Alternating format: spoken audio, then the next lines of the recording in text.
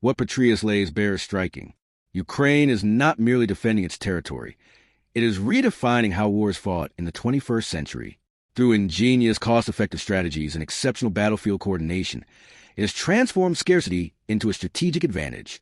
From counter-drone warfare to command and control innovation, each adaptation exposes the hidden vulnerabilities of larger, supposedly superior militaries. I'm very uncomfortable second-guessing a country at war that has done such a magnificent job despite being very heavily outmanned, heavily outgunned, out-economied, if you will, and all the rest of this. But the fact is, right now, if you want to establish the Eastern Wall or whatever it's called for counter-drone operations, you need to be learning from Ukraine. And actually, Poland is doing just that. And again, I had very good conversations with the chairman of the NATO Military Committee, again, the senior EU officials in the president's office and the foreign minister's office and the European Defense Agency. They have a long way to go in terms of they have some reasonably good air and ballistic missile defense, but counter-drone defense is a wholly different matter, and to do it cost-effectively. I mean, you really don't want to put an F-35 with a Sidewinder missile in the sky to take down a few $1,000 drone. So you need other means. The Ukrainians have pioneered these other means. Some of it is literally just heavy machine guns. I've seen this as well. They use a laser very inventively to pinpoint it in heavy machine guns that are taking out about 75% of the drones. The key is to have effectiveness at low cost. While the world fixates on the size of modern armies and the spectacle of high-tech weapons, a very different kind of battlefield revolution is unfolding. In the shadows of a grinding war, a smaller nation is quietly rewriting the rules of combat. Outmanned and outgunned, yet relentlessly effective, its innovations are brutal, adaptive, and deeply unsettling. Every drone destroyed, every tactic refined, sends a warning to the world's military giants. The future of warfare does not belong to mass alone. It belongs to precision, speed, intelligence, and ruthless efficiency. General David Petraeus once outlined this blueprint in theory. What we are witnessing now is that theory fully realized in combat. And nowhere is this clearer than on the frozen front lines of Ukraine.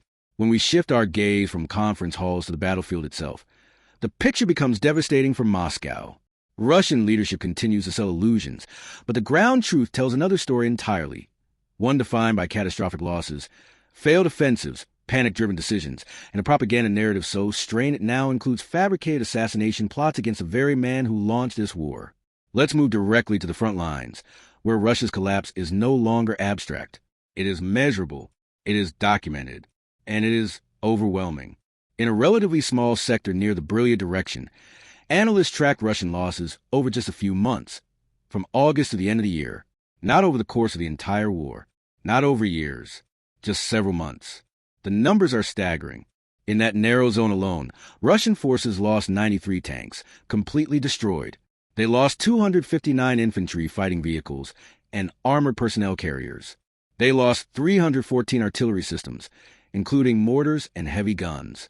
And then there is a number that exposes a full scale of desperation: 1,821 light vehicles, motorcycles, quad bikes, improvised transports. Everything Russia could push forward in wave after wave of sacrifice. Every loss confirmed through drone surveillance. Consider what that implies. The sheer density of Ukrainian drone coverage required not only to strike these targets, but to track and confirm each destruction. This is not chaos. This is systematic annihilation. In November alone, during a single assault toward Shire, Russia lost more than 70 vehicles in one attack. And still, nothing changed. Convoys kept coming. 8 vehicles, 7 vehicles, 5 vehicles, again and again.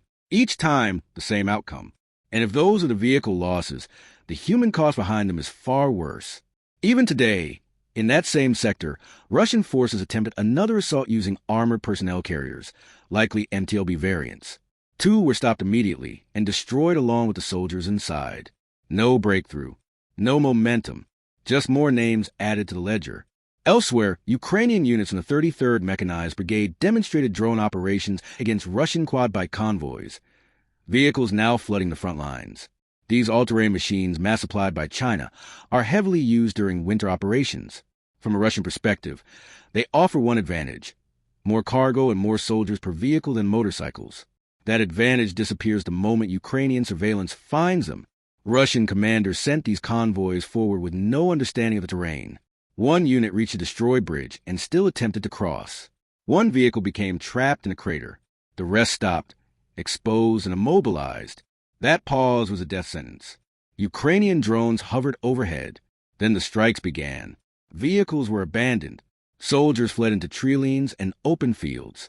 But winter offers no concealment, no leaves, no cover. Trees slow FPV drones, but they do nothing against aerial drops. The convoy was destroyed. The soldiers followed. This is what happens when command loses contact with reality. Yes, Ukraine has also taken losses. In the Zaporizhzhia direction, a limited Ukrainian push near Rivne and Napolia resulted in one tank and one infantry vehicle being hit. Critically, no Ukrainian lives were lost. The crews escaped. Even under Russian drone observation, discipline and coordination saved lives. Contrast that with Russian tactics, where soldiers are thrown forward repeatedly with minimal preparation, under commanders who barely understand what is happening beyond a map. Winter conditions now favor Russian observation in some sectors, particularly in Zaporizhzhia. Snow exposes movement. Drones dominate the sky. Russia is exploiting this tactically, but not strategically. Politically and operationally, it is overstretched. Putin recently reappeared publicly alongside his generals, Gerasimov present, Kozygotov present, and admitted something telling. Ukrainian forces, he said, are attempting to seize the initiative near Kansk. What he did not say is that the city is effectively lost for Russia. The Russian bridgehead across the Oskol River has collapsed into catastrophe. Any hope of restoring dominance there is gone for the foreseeable future. Russia may attempt reinforcements, but splitting forces between Zaporizhzhia, the Donbass, and Kansk is too much for an army already bleeding out. Yet Putin insists on escalation. Zaporizhzhia is now declared a primary objective. Russian commanders claim they are roughly 15 kilometers from the city's southern outskirts. On paper, that sounds close. In reality, it means nothing. Between Russian positions in the city lie multiple Ukrainian defensive lines. A major river barrier requires specialized engineering equipment to cross. Bridges can be destroyed instantly, and Russia does not even fully control the gray zones it claims as staging areas. This offensive exists only in speeches. With the battlefield failing him, Putin turns to manpower. He has signed a decree enforcing compulsory service for 261,000 new conscripts next year. Officially, they are not sent directly to the front. In practice, after 1 year, many are pressured into signing contracts. Opposition estimates suggest roughly half will stay, meaning around 130,000 new soldiers could be funneled into Ukraine. Add mercenaries, add volunteers, add prisoners. Russia still has bodies to burn, and it is burning them. Then comes the most dangerous development, the narrative war. Russia now claims long-range drones targeted Putin's residence in Nizhny Novgorod while he was present. An alleged assassination attempt. Allegedly stopped. Allegedly neutralized. Lavrov repeated it. Ushakov repeated it. Putin personally raised it during a phone call with Donald Trump, and Trump believed him.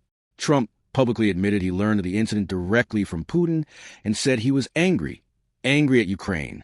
Angry enough to say it was good that certain weapons had not been supplied. That is how quickly the trap closed. Ukrainian leadership immediately rejected the story, calling it speculation. They urged the lies to verify it through intelligence channels. Cross-check, confirm, but Putin does not need proof. He needs a pretext.